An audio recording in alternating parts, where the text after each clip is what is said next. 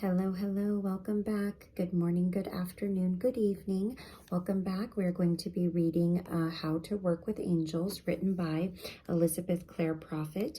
We did just finish another little book that she wrote, Saint Germain Mystery of the Violet Flame. So in keeping with sort of reading these shorter, but nonetheless, and not to be mistaken, still very filled with information, valuable things that you can apply to your everyday life, whether it be working with the violet flame, as we just read about, and or how to work with the angels.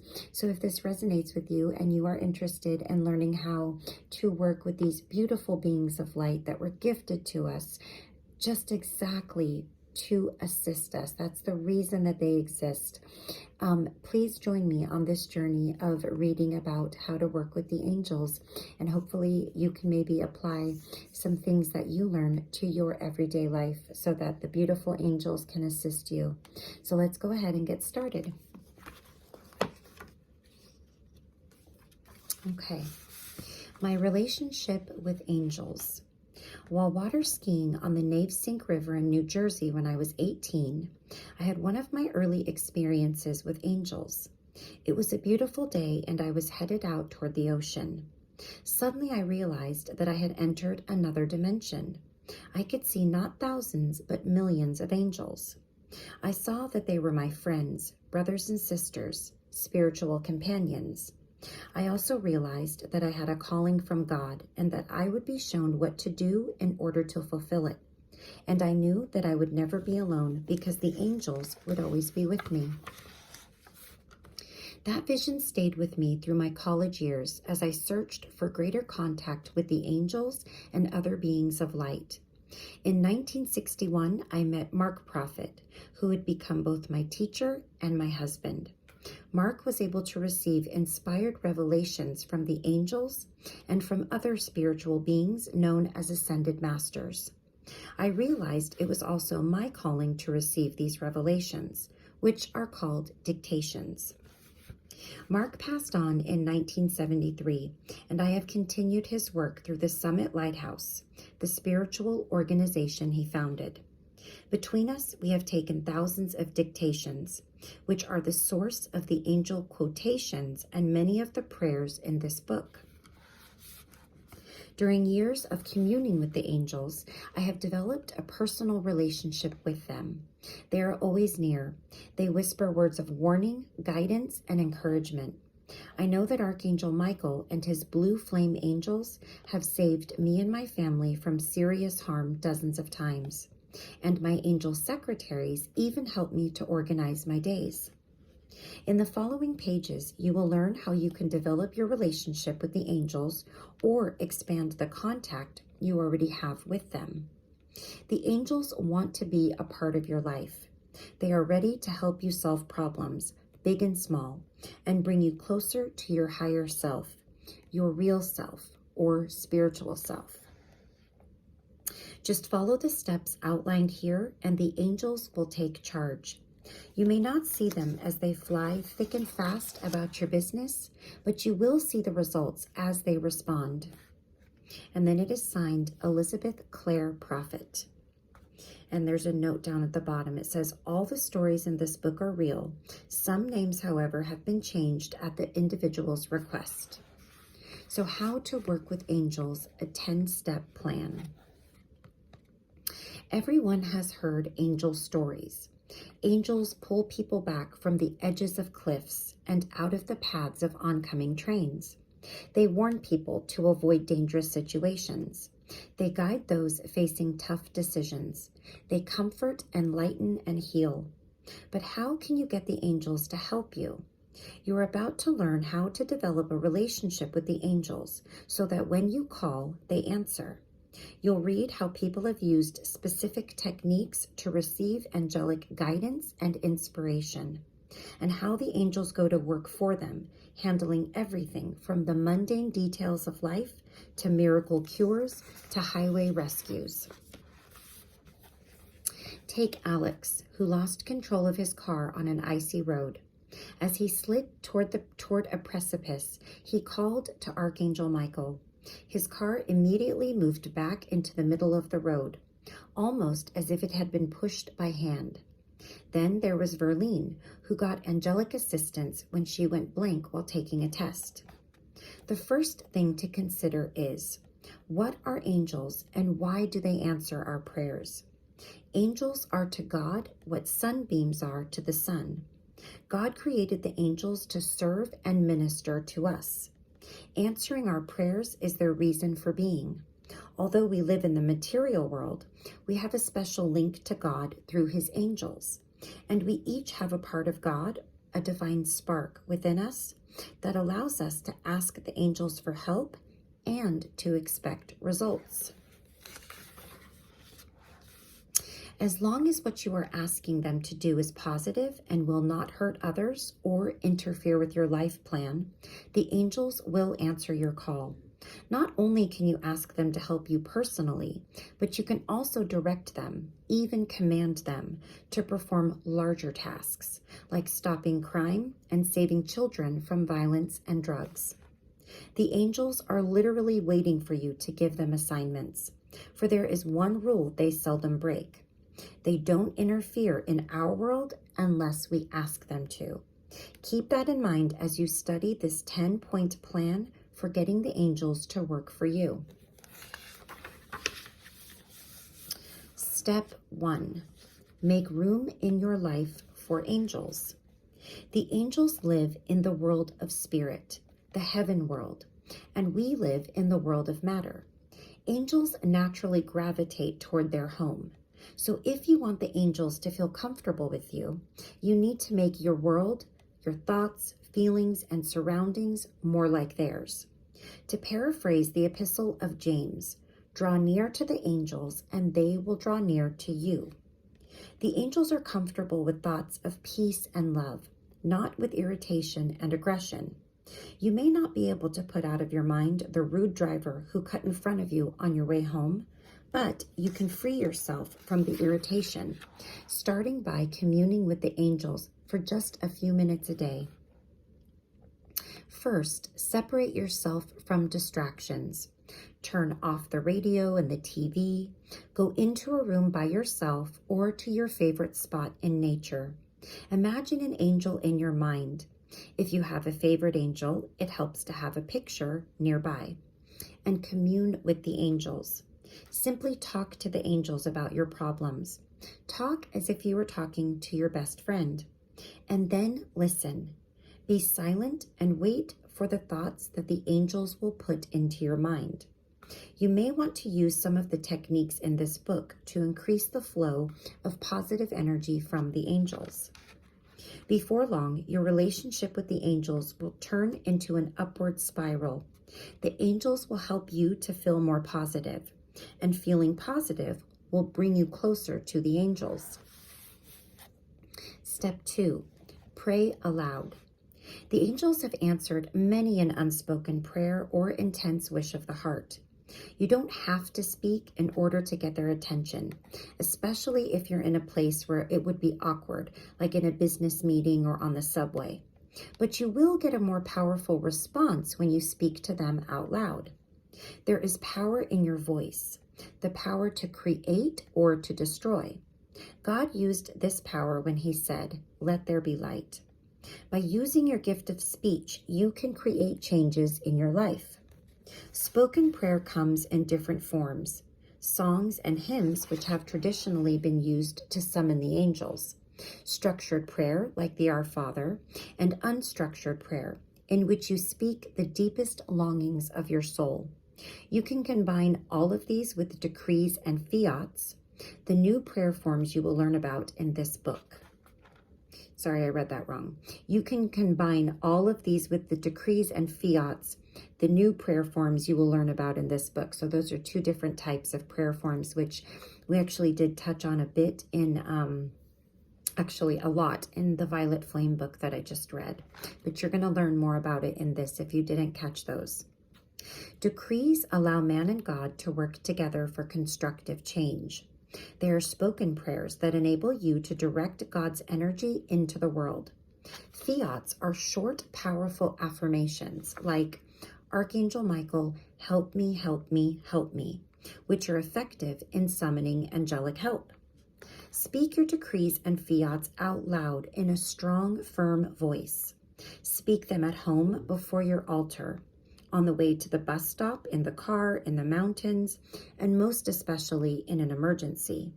And see how the floodgates of heaven will open for you. Number 3, use the name of God. God is inside of you, and when you use the energy of God that is in you to direct the angels, they can answer you with all of the power of the universe.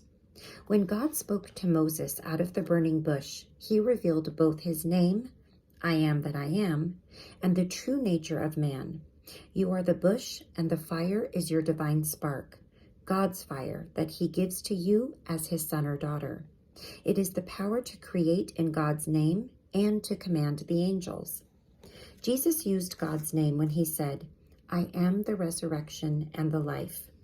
Every time you say, I am, you are really saying, God in me is, and thus drawing to yourself whatever follows. When you say, I am illumination, you are saying that God in you is attracting to you more of the quality of illumination that you already possess. Many of the decrees and fiats in this booklet use the name of God, I am that I am. Try it and experience the increased power of your prayers. Number 4, give your prayers and decrees daily. The angels are always there, but we don't always know how to reach them. The best way to make sure that the angels answer when you call them is to create a well-traveled pathway from your heart to theirs by communing with them every day. And the best way to commune with them is to schedule a daily session of prayers and devotions. It doesn't have to be long. 5 minutes is a great start. Michael, a mechanic, says the angels help him all the time and that giving daily decrees helps him to stay on the same wavelength as the angels. On my end, I'm attuned to them more, he says. When he decrees every day, he knows the angels will answer right away each time he asks for help. He says they usually show him where to find missing parts within 15 seconds and regularly help him diagnose car problems. When you pray daily, you not only help yourself, but you also help people you don't even know. The angels are looking for people who regularly invoke God's light to be their partners in planetary healing. When they find these partners, they direct light through them to help those in danger from disease, violent crime, or natural disaster. Thus, your daily prayers can truly make a world of difference. Number 5, ask for help. Even after you have established your relationship with the angels, you still need to remember to ask for help at the time you need it. The angels respect your free will.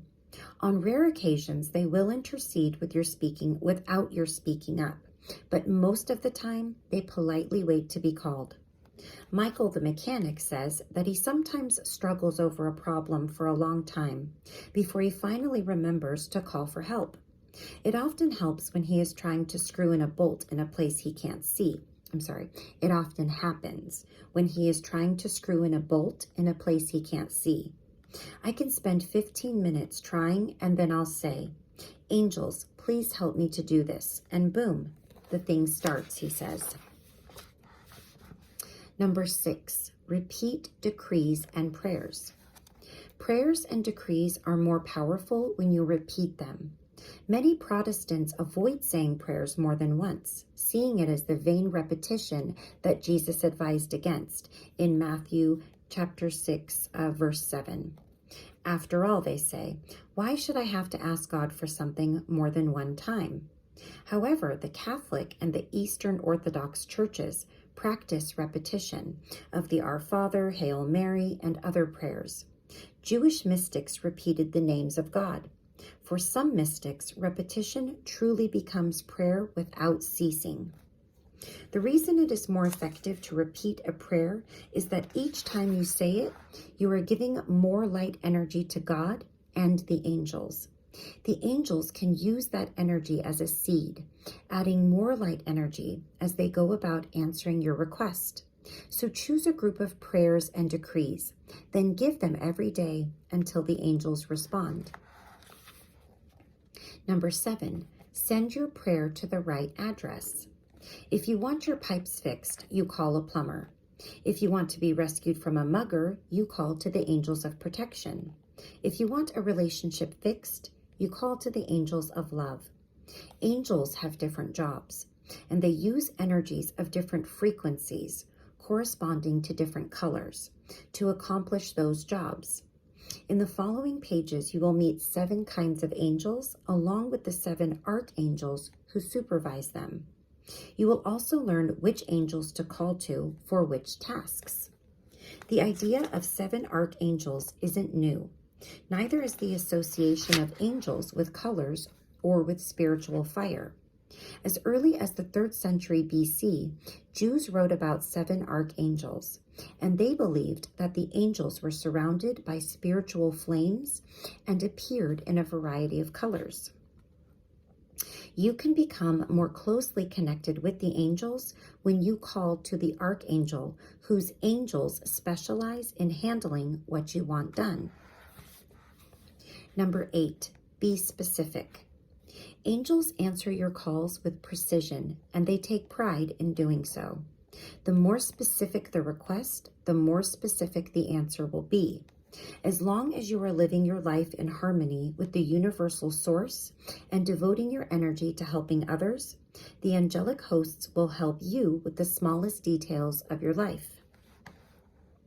One inspiring example is the penniless woman who turned over to God a grocery list during World War II.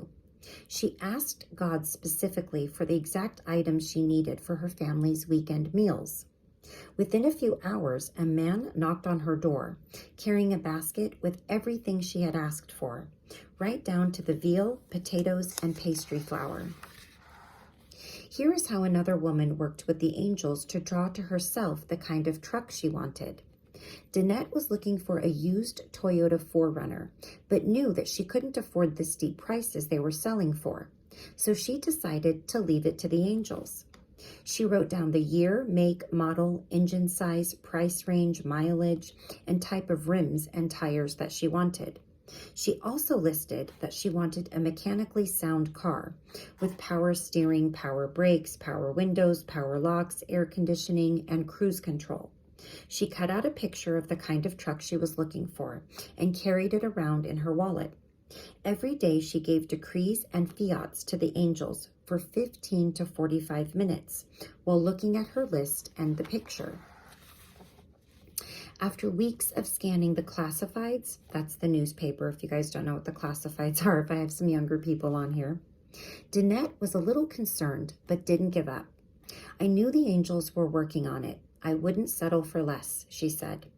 Finally, she decided to continue her search in another city 12 hours away. Her friends there had told her that a 4Runner in her price range just wasn't to be found.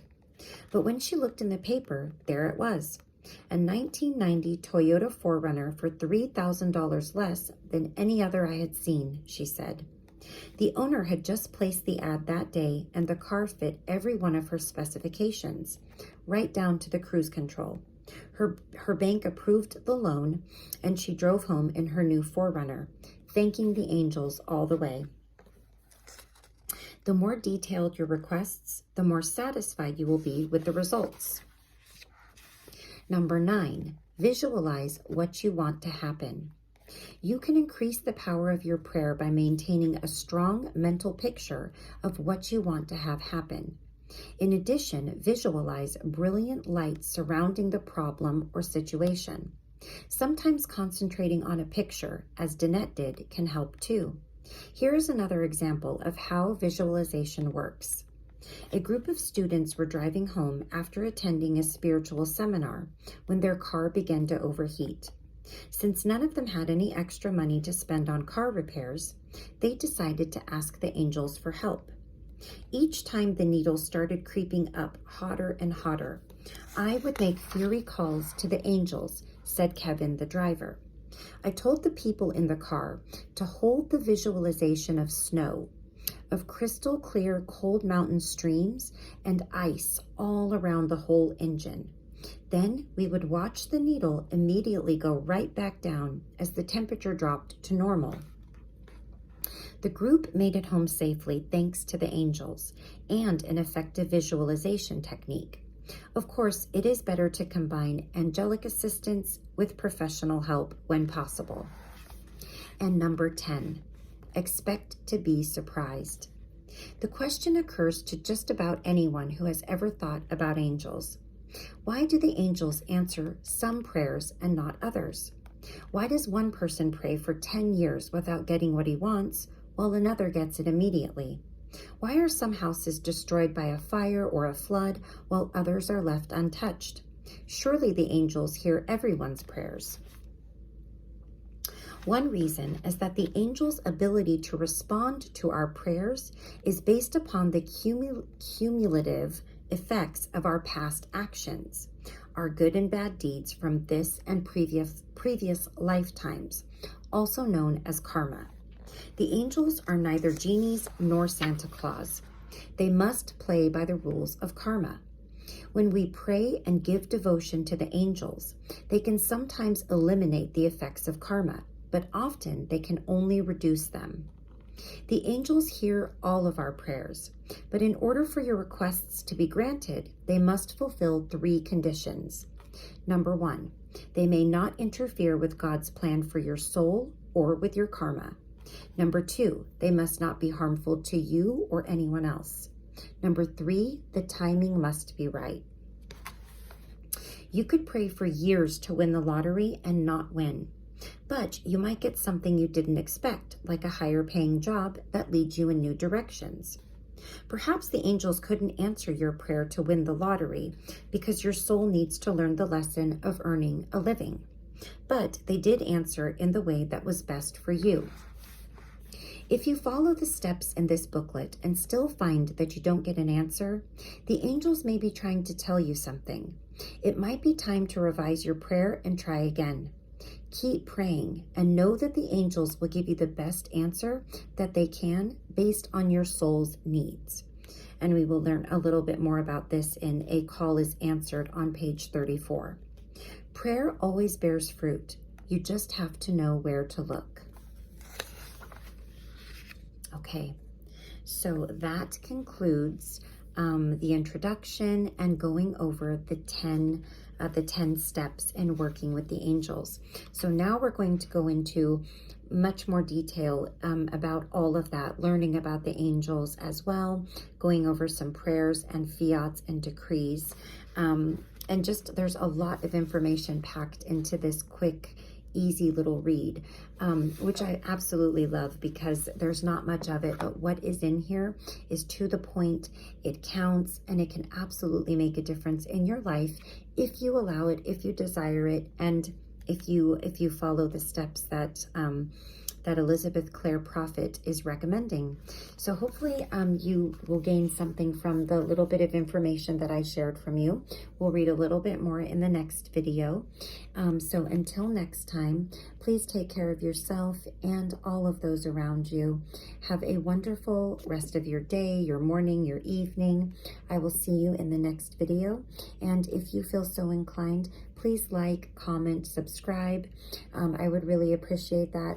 If not, and you just come on and you just watch the videos, I'm absolutely okay with that too. If I can even just help one person out there, that's really what matters to me the most. So until next time, take care, and I will see you all again very soon. Bye-bye.